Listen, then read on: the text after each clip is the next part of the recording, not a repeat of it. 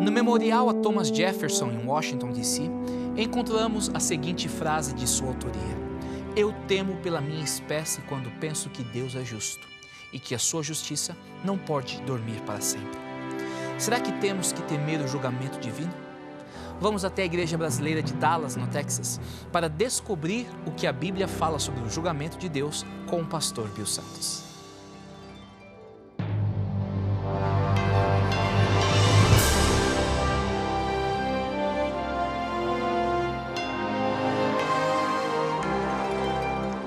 Venceu a prova do tempo. O livro de Deus, a Bíblia, ainda relevante neste mundo complexo.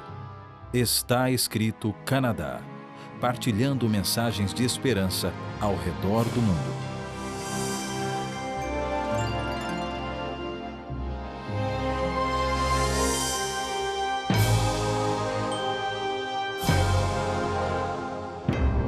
Não sei quantos de vocês já tiveram a oportunidade, ou quem sabe a infelicidade, de ter que passar num tribunal. Eu já fui. Eu peguei uma multa de automóvel uma vez, de um pouquinho de excesso de velocidade. Fui para o tribunal, preparei o meu caso e não me dei muito bem lá, não. Acabei pagando a multa de qualquer jeito. Mas, se você nunca passou por isso, pode saber que um dia você vai estar num tribunal. Veja o que a Bíblia diz. Romanos 14, verso 10. Pois quantos? Todos nós estaremos diante de Deus para sermos o quê? Julgados por Ele. Se você nunca esteve num tribunal, você pode saber que a Bíblia diz que quantos? Todos. Todo homem, mulher e criança, todo ser humano um dia vai estar perante Deus para ser o quê? Julgado por Ele. A Bíblia diz que o seu dia no tribunal, na corte, vai vir.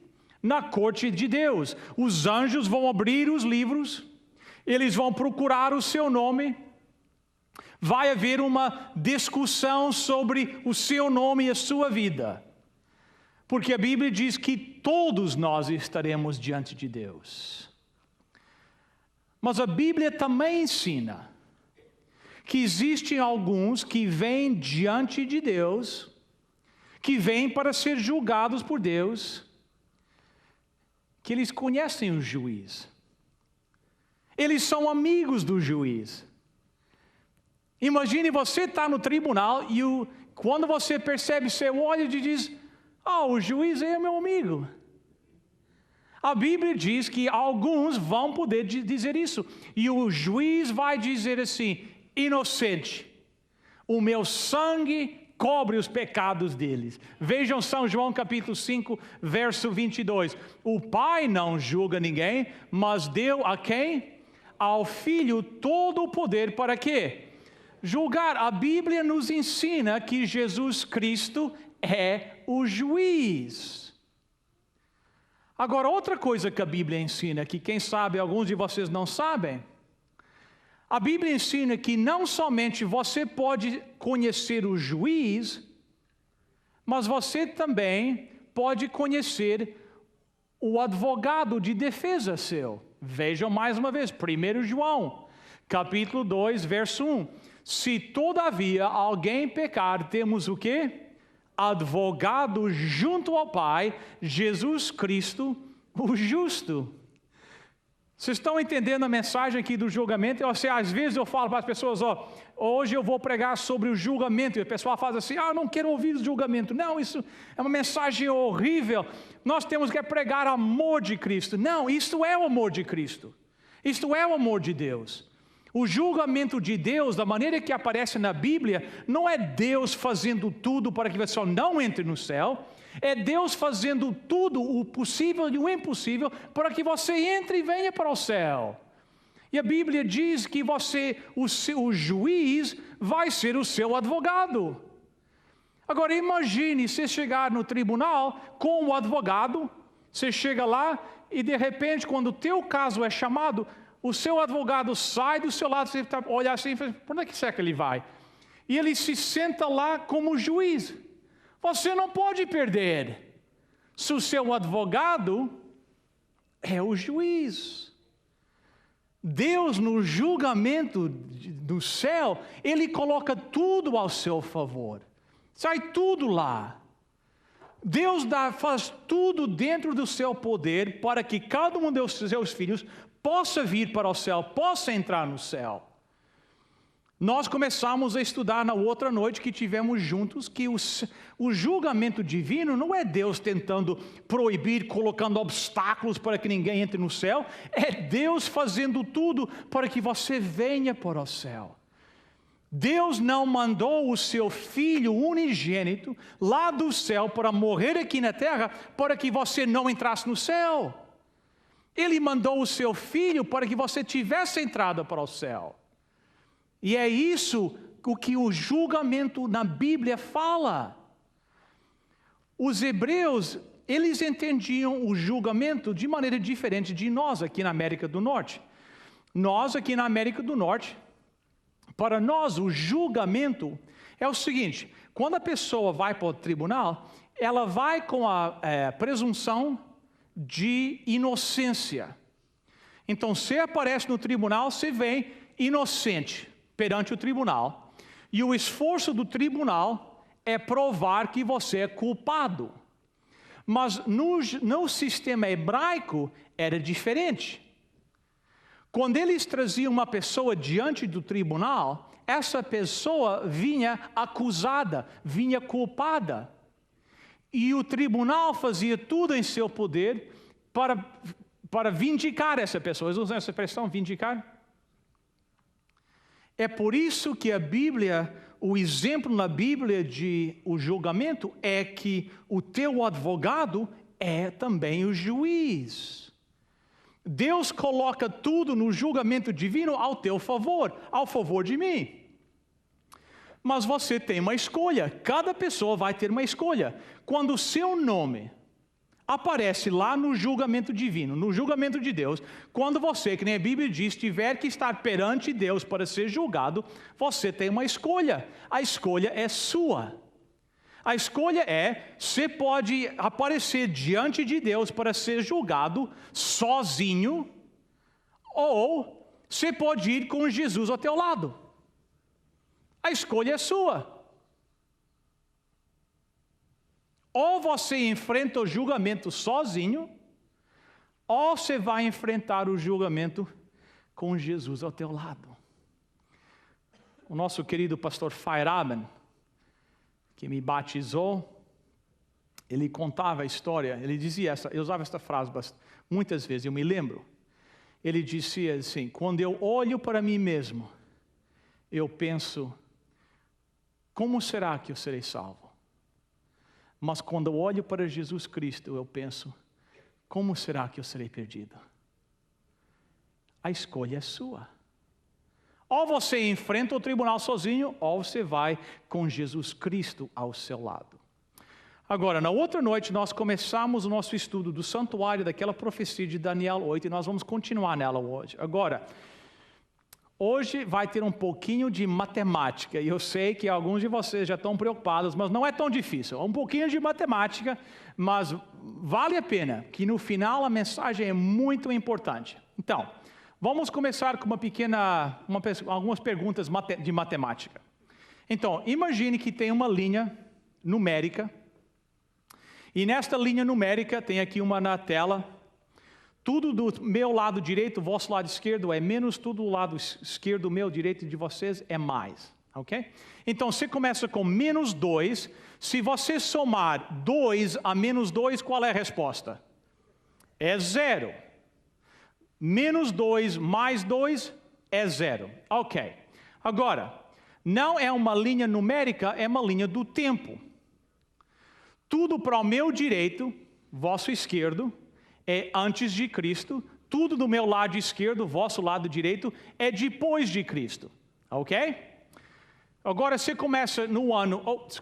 Você começa no ano 2 antes de Cristo. No ano 2 antes de Cristo, e se soma ao ano 2 antes de Cristo, 2 anos. Que ano você chega? No ano 1 depois de Cristo. Por quê? Bem, porque não existe o ano 0. Então, o intervalo entre 2 antes de Cristo e 1 antes de Cristo é 1 ano. E o intervalo entre 1 antes de Cristo e 1 depois de Cristo é 1 ano. Então, são 2 anos. Então, o princípio é esse. Quando você passa de antes de Cristo para depois de Cristo, quando você está somando anos, quando você passa o 0, você adiciona 1.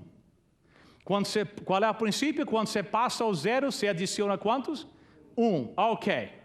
Esse é um princípio importante para lembrar nesta noite. Outro princípio importante. Na profecia bíblica, um dia representa um ano literal. Em profecia bíblica, então, um dia representa o quê? Um ano literal. Vejam no Números 14:34. Segundo o número dos dias, 40 dias, cada dia, representando o quê? Representando um ano. 2 princípios importantes para lembrar nessa noite. Primeiro, quando você passa de antes de Cristo para depois de Cristo, quando você passa ao 0, você adiciona o quê? 1. E em profecia bíblica, um dia representa um ano literal. Ok. Esse princípio do ano e o dia é só em profecia bíblica. Por exemplo, você vai lá em Gênesis, onde diz o primeiro dia de criação, o segundo dia. Isso são dias literais, 24 horas. Mas em profecia bíblica, um dia profético representa o quê? Um ano. Excelente. Bem, vamos começar. Então, no outro dia, nós lemos uma profecia de 2.300, vocês lembram? Tardes e manhãs. 2.300 dias. Por que tardes e manhãs? Bem, porque o dia, nessa época, era contado de pôr de sol a pôr de sol. Então, quando o sol se punha, começava o próximo dia. Então, qual é que era a primeira parte do dia? Era a parte escura do dia. Primeiro vinha a tarde, a parte escura do dia, e depois a segunda parte do dia era a parte clara. Então, tardes e manhãs significam dias. Então, aqui tem uma profecia de 2.300 dias. 2.300 dias proféticos são quantos anos literais? 2.300 anos literais. Ok? Então, deixa eu só rapidamente passar por algumas das coisas que nós falamos na última reunião, só para relembrar. Então, a primeira coisa que nós vimos é que, às vezes, a Bíblia apresenta profecias paralelas. Por exemplo, nós vimos na profecia de Daniel capítulo 2, onde tinha aquela estátua metálica, né? E Nabucodonosor, em Daniel 2, ele teve um sonho. E esse sonho, essa estátua metálica, representava os reinos, uma sucessão de reinos através da história do mundo.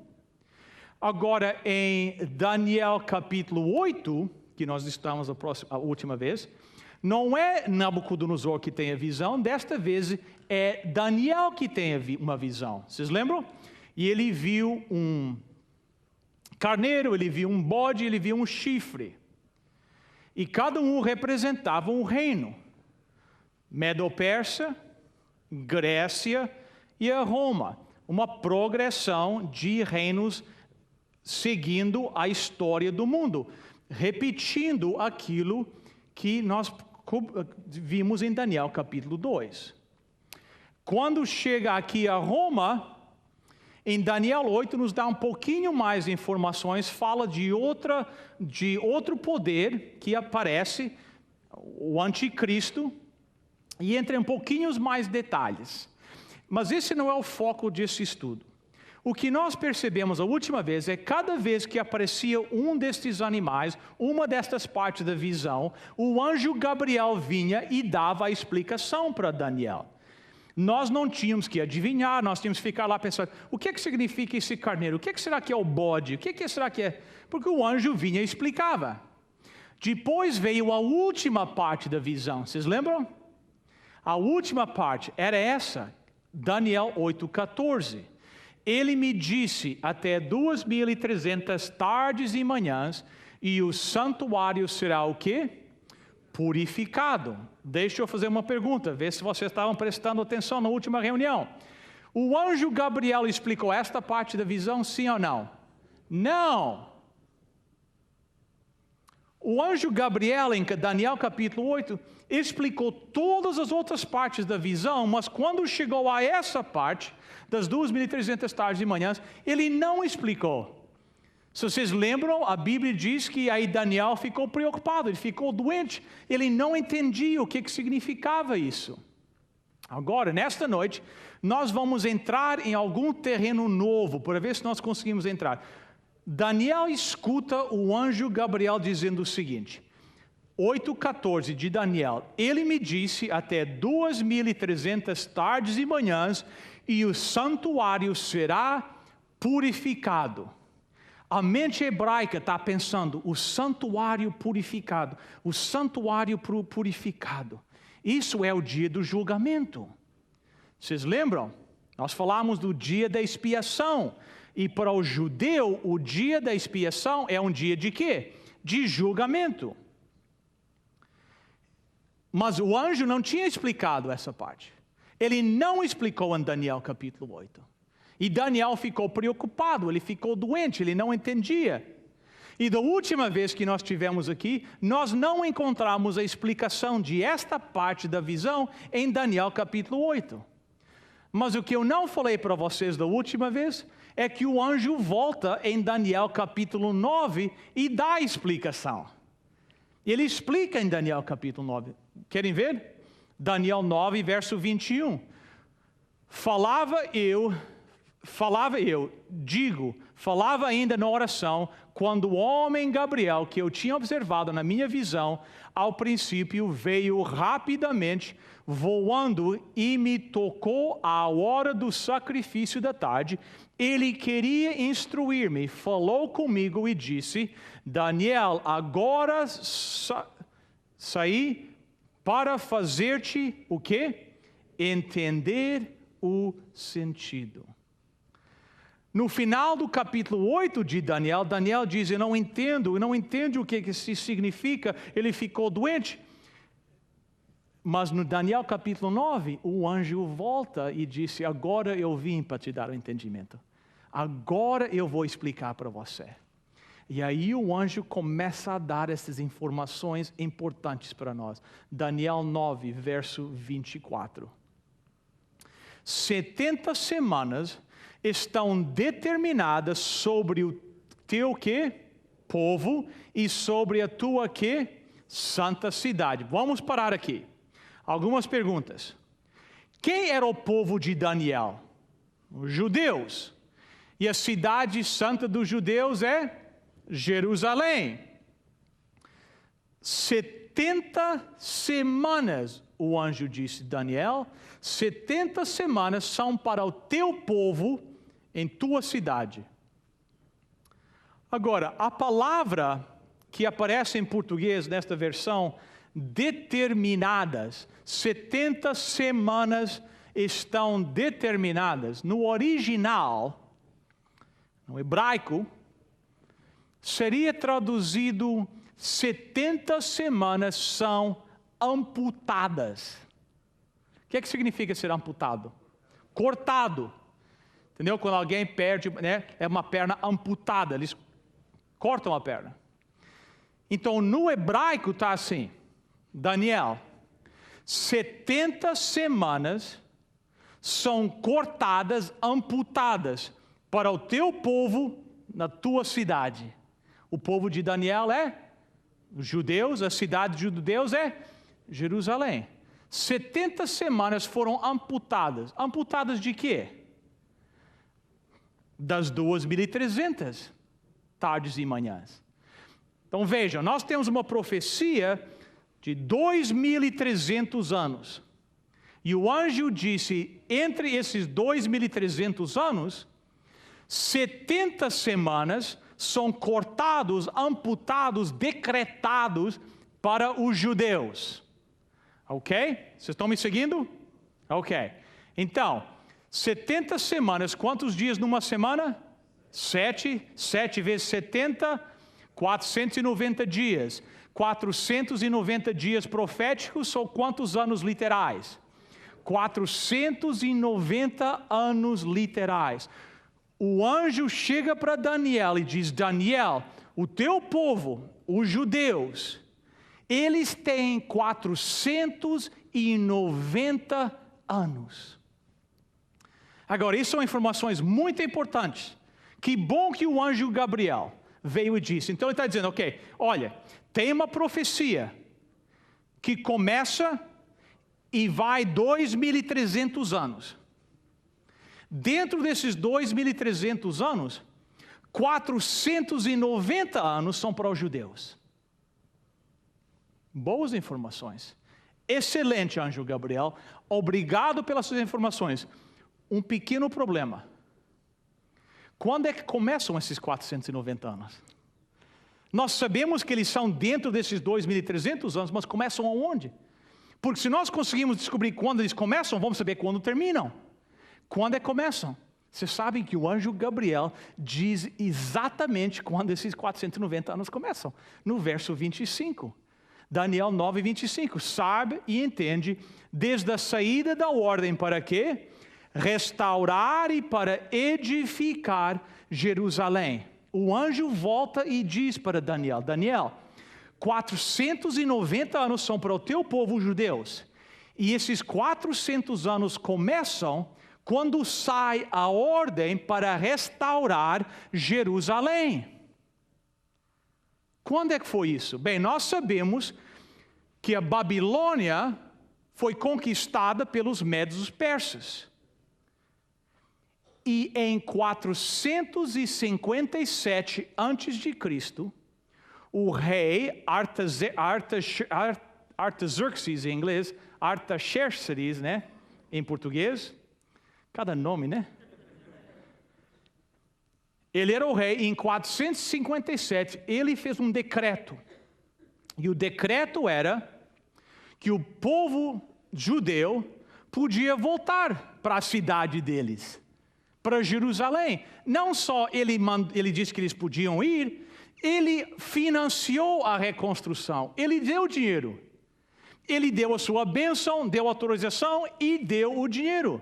E o povo voltou para Israel, voltou para Jerusalém. Nós sabemos exatamente quando é que esse decreto saiu. Foi em 457 antes de Cristo. Esse é um ponto histórico. A história prova isso.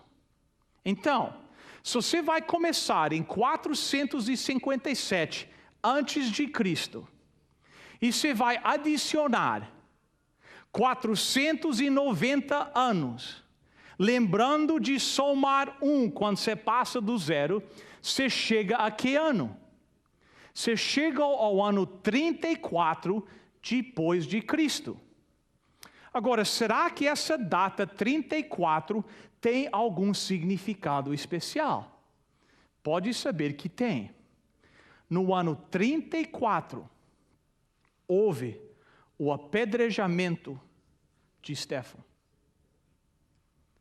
Estevão fez um apelo à nação de Israel. Ele apelou para eles. Ele disse, por favor, vocês mataram os profetas, vocês mataram o Filho de Deus. Não conseguem ver, vocês não conseguem enxergar que Jesus Cristo é o Messias. Ele apelou para eles, e a Bíblia nos diz em Atos 7, que eles ficaram furiosos com ele, e pegaram pedras e o apedrejaram. Depois, em Atos capítulo 8, diz que uma terrível perseguição começou. E os discípulos, os seguidores de Cristo, foram espalhados por todo o mundo. E ao eles serem espalhados por todo mundo, o que é que eles começaram a fazer? A pregar a mensagem de Jesus Cristo. E em 34 depois de Cristo, o Evangelho foi espalhado pelo mundo inteiro. Em 34 depois de Cristo, aquele período de 490 anos que tinha sido cortado, amputado, decretado para o povo judeu, acabou. E no ano 34, a mensagem do Evangelho começou a ser pregado por todo mundo, para todas as pessoas. E hoje, não importa qual seja a sua linhagem genealógica, não importa qual é o seu DNA, não importa qual é a matéria genética que você tem, porque cada pessoa hoje que aceita Jesus Cristo faz parte de Israel. A profecia bíblica não é especulação, mas sim o futuro sendo contado como história. Quão fascinante é a profecia das 2.300 tardes e manhãs. Se você deseja aprofundar mais o seu conhecimento sobre o desenrolar da profecia de Daniel 8,14, você pode solicitar ainda hoje o guia de estudos A Sua Vida em Julgamento. Esse guia traz um resumo da mensagem de hoje e apresenta conceitos e textos bíblicos que serão apresentados na segunda parte dessa mensagem. Eis as informações para você solicitar gratuitamente a cópia do guia de estudos. Para você solicitar gratuitamente a sua oferta, basta ir ao nosso website www.estaescrito.ca e acessar o programa de hoje. Lá você preencherá um formulário com seus dados e assim poderemos enviar a oferta para você. Se preferir, você poderá chamar o nosso número de telefone 416-259-8608. A oferta é grátis. A operadora necessita de seu nome, endereço e número de telefone. Você receberá em sua casa, gratuitamente, a oferta solicitada sem qualquer compromisso com o programa Está Escrito. Escreva para nós. Está Escrito, Box 2010, Oshawa, Ontário. L1H7V4. No próximo programa, apresentaremos a segunda parte da mensagem A Sua Vida em Julgamento. Enquanto isso, por que não rever o programa de hoje ou indicá-lo para um amigo através do nosso website www.estaescrito.ca. Em nosso website você pode assistir outros programas do Está Escrito, fazer o seu pedido de oração ou até mesmo fazer a sua doação para o nosso ministério. Espero vê-lo no próximo programa. Até lá, lembre-se, está escrito: nem só de pão viverá o homem, mas de toda a palavra que procede da boca de Deus.